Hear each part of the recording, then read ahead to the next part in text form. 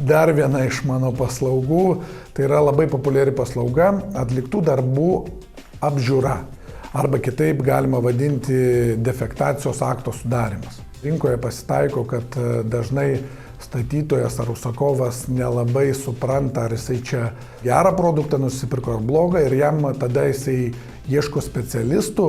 Tie specialistai, pavadinkim tokie kaip aš, kurie turi kvalifikacijos atestatą, kuris suteikia teisę apžiūrėti ar gyvenamosius, ar negyvenamosius darbus.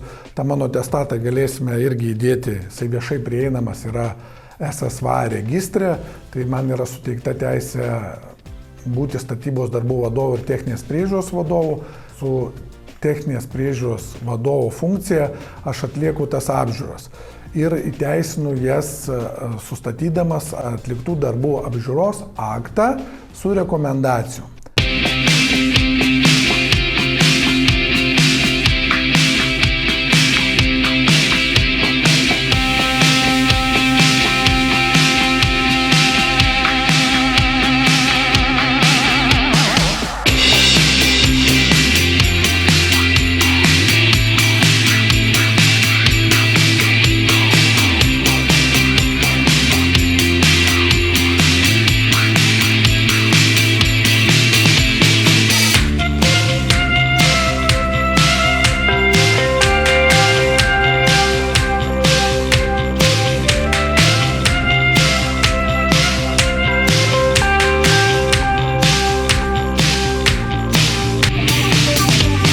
Darbinį savaitgalį turėjau, kol to atostogavai simukai, tai prifilmavau medžiagos.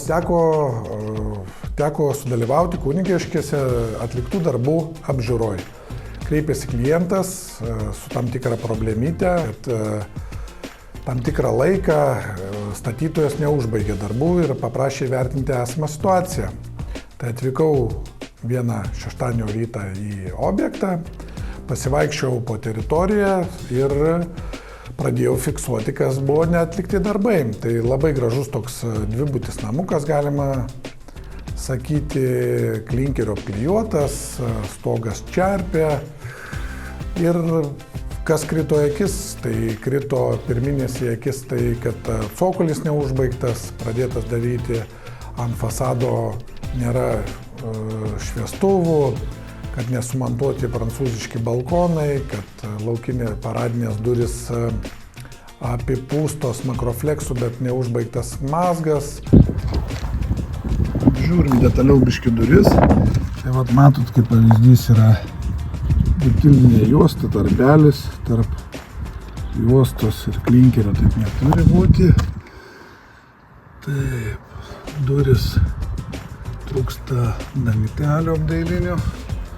Drenažinio dangtelio ir vat bendroji sumoji butilinė juosta neprispaudžia.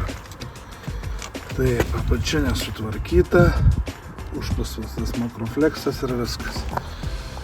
Kad lietvamzdis kreivas, kelios vietos, pavyzdžiui, kai buvo sumontuoti gaminiai, langai, duris ir klinkeris privestas prie durų, ten dedasi speciali tarpinė, tai vietomis nėra, vietomis jos nėra.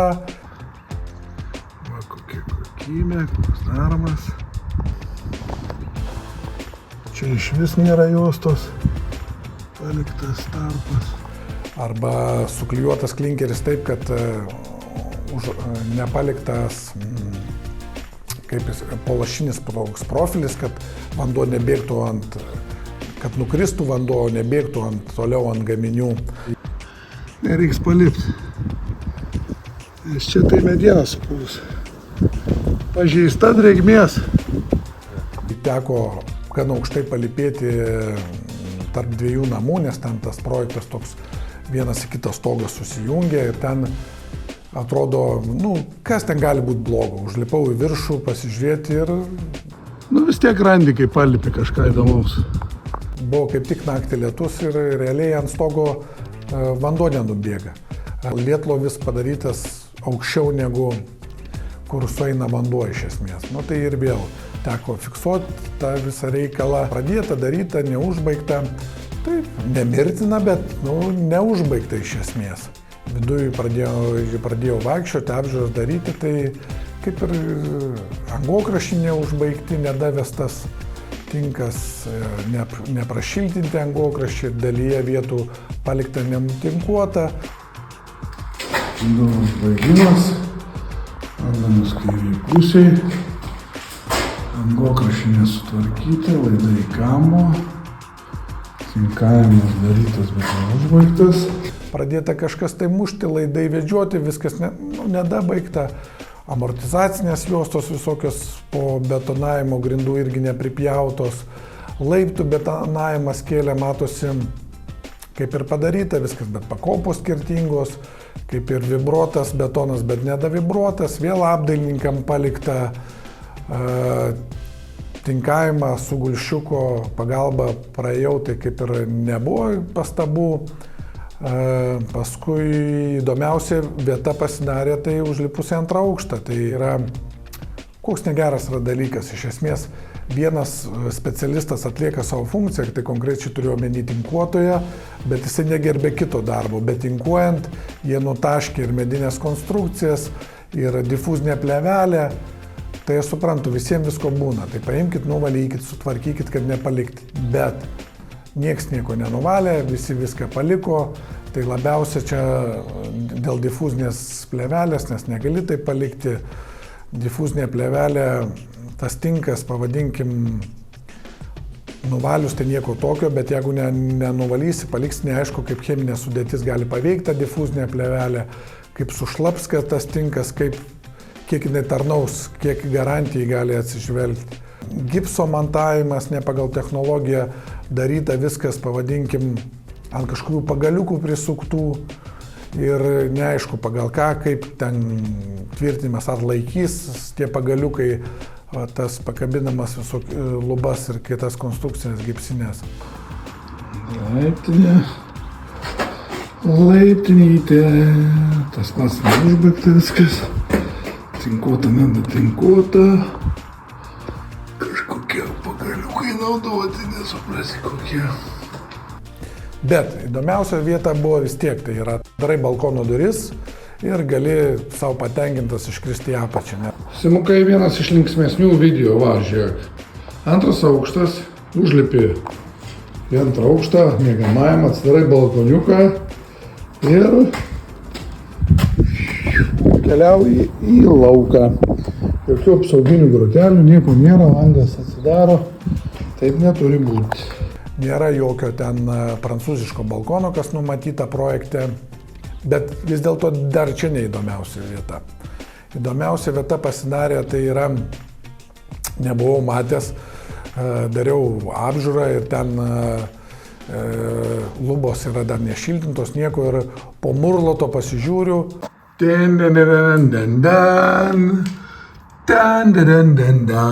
Kiaušiukai, lizdukas susuktas. Paukščiukai susukė lizdą, padėjo 2 kiaušinukus, tai spėju, kad ilgas laikas tarpas, kai pastatas buvo be langų, nes užsakovas lyg tai sakė, kad šviežiai sudėjo langus, tai paukščiukai apsigyveno, sukrovė, bet neišgyveno, reiškia, gaila tų paukščiukų, bet ir čia dar neįdomiausia vieta. O įdomiausia vieta sukėlė abejonių šiltinimo sluoksnis. Ir viršui vienoje vietoje pamačiau atidengtą, kiek yra. Tai pagal pirminį pokalbį su statytoju, tai yra šiuolaikinė statyba, A++, energetingumo klasė, energetinio naudingumo klasė. Ir atlikus matavimus paaiškėjo, kad apšiltintas pastatas yra pilku poliestirenu. Tai grįžus jau į biurą, pradėjus aprašinėti tos visus dalykus, nes darbų patikra susideda iš 2 dalykų. Tai pirmą, tu atlieki, užfiksuoji, o paskui dokumentiškai apipavidalinimi ir parašai rekomendaciją statytojui, ką reikėtų padaryti. Tai atlikus inventorizaciją projekto buvo pastebėtas vienas momentas, kad taip, 20 cm, bet poliuretanas. Tai poliuretano cheminė sudėtis visai kitokia yra ir pati energetinė, pavadinkim, su 20 cm, aš taip ūkiškai paaiškinsiu, 20 cm poliuretano tu žymiai geresnę varžą išgaunis negu su 20 cm poliestirolio. Tai manau, statybininkas šitoj vietoj Labai panašų žodį. Poliuretanas, polistirenas, gal susimaišė. Bet dabar ką mes turim? Jeigu vadovaujantis įstatymo, tai realiai pastatas netitinka energetinės savo klasės. Tai užsakovų rekomendacija, tai lupti apdailą, šiltinti papildomą sluoksnį ir vėl dėti apdailą. Tai nežinau, kaip pasielgs užsakovas, toje vietoje aš negaliu pasakyti.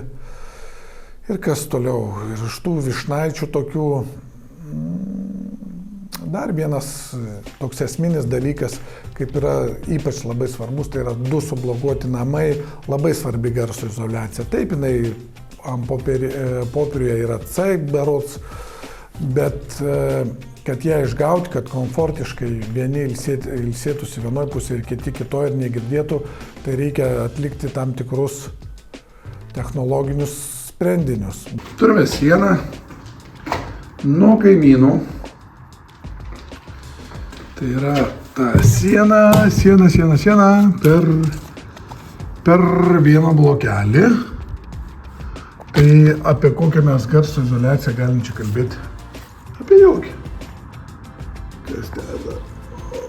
Platplastis pilkas. Bet šiai dienai apie tuos dalykus ten iš vis niekas nieko negalvoja. Kitas mėgiamas, kągi mes čia turim? Nepripjauta armavimo juostelė. Apie garsą nešneką. Pritinkuota, pritaškyta.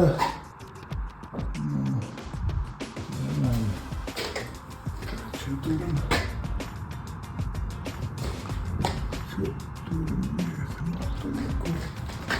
Paukščių kakalai. Atsikarkiu. Ne. Apibendrinant visą tą situaciją, aš nekritikuoju, bet faktas tas, kad reikia užbaigti tą pastatą. Nėra nieko mirtina ar kritiško, galima viską sutvarkyti, padaryti ir bus tas pastatas atitinkantis visus teisės reikalavimus. Tai ką toliau darys užsakovas, aš aprašiau, surašiau rekomendacijas, pateikiau atliktų darbų apžiūros aktą, o kitus tolimesnius žingsnius daro užsakovas ar statytojas, nežinau kaip ten jie pasiskirstys. Tai tiek apie Kunigiškes.